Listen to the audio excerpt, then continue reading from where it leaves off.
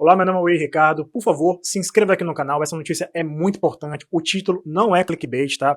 Assista até o final. Se você tem um mercado, se você tem, enfim, um negócio que tem funcionários, assista esse vídeo até o final e compartilhe com pessoas que está, enfim, dentro dessa característica que eu acabei de citar, tá? Porque é o seguinte, o STF, né, como diz aqui na CNN, marca a nova data para julgamento que pode alterar a demissão sem justa causa. Eu vou explicar aqui o contexto histórico para você entender, tá? Por favor, assista até o final. É o seguinte, em 4 de janeiro de 1995, o Congresso Nacional ratificou, basicamente, a Convenção OIT, que é a Organização Internacional do Trabalho. Dentro dessa cláusula da Organização Internacional do Trabalho, que basicamente é a cláusula 158, estipula algumas regras de relação de trabalho, né, empregado e empregador. Uma dessas estipulações é em relação à própria demissão, que nessa cláusula 158 dificulta a demissão do empregador em relação ao empregado. Na época, o então presidente, né, o FHC, o Fernando Henrique Cardoso, ele basicamente discordou, né, dessa ratificação, dessa organização, né, dessa cláusula,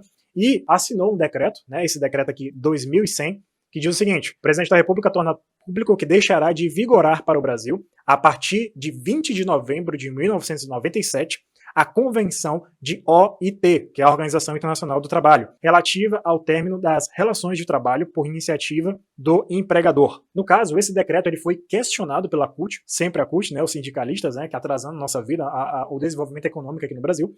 Enfim, eles entraram numa ação no STF contra esse decreto. Então, esse processo, essa ação, ela é de muito tempo, ela é de mais de 20 anos. Ela não é de agora, ela é de mais de 20 anos. Só que o resultado, na verdade, dessa ação, dessa votação que vai acontecer no STF, se não me engano, lá pro dia 25, na verdade, desse mês, ele pode mudar completamente as relações de trabalho aqui no Brasil. E pode, sim, gerar uma demissão em massa aqui no Brasil. Bem, só para deixar você ainda mais informado, essa aqui é a cláusula, tá, que está sendo julgada, da Organização Internacional do Trabalho, né, a cláusula 158, e dos artigos uma das partes, na verdade, que está sendo julgada é exatamente essa aqui, ó, o artigo 4.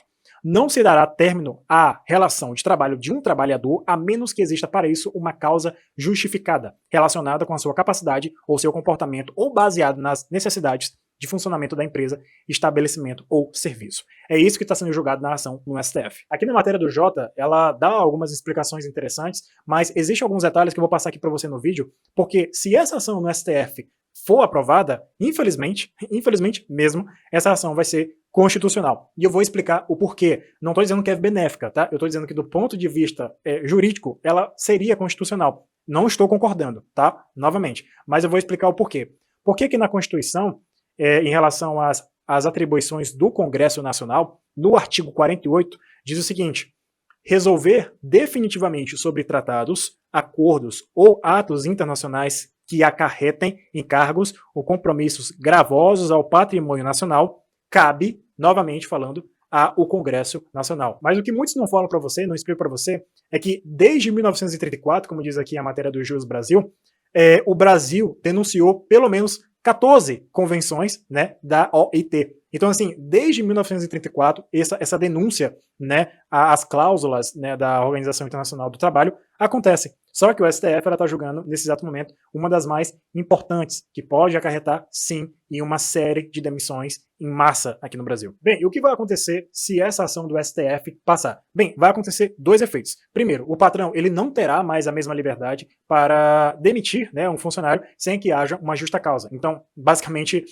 a insegurança jurídica aumentou ainda mais aqui no Brasil. Porque o patrão, que é dono da empresa, ele sabe o que é o melhor para a empresa, ele sabe, por exemplo, os gastos, os custos da empresa, ele já não pode mais exercer uma autoridade básica dentro do seu próprio negócio. E o segundo efeito é um dos piores, que vai causar, sim, uma demissão em massa. E não só isso, vai também dificultar a contratação formal, né? Formal que eu digo nos quesitos da CLT aqui no Brasil. Então é o seguinte, o que o STF aqui está fazendo é uma lambança gigantesca que pode sim acarretar num aumento ainda maior do desemprego aqui no Brasil, juntamente com o decreto do FHC. Se, obviamente, aquele decreto denunciando essa cláusula, essa organização, essa convenção é de fato constitucional ou não. E isso basicamente cria uma insegurança jurídica enorme aqui no Brasil. Mais uma vez, a cultura de quebrar contratos aqui no Brasil. Contratos não significam nada aqui nesse país.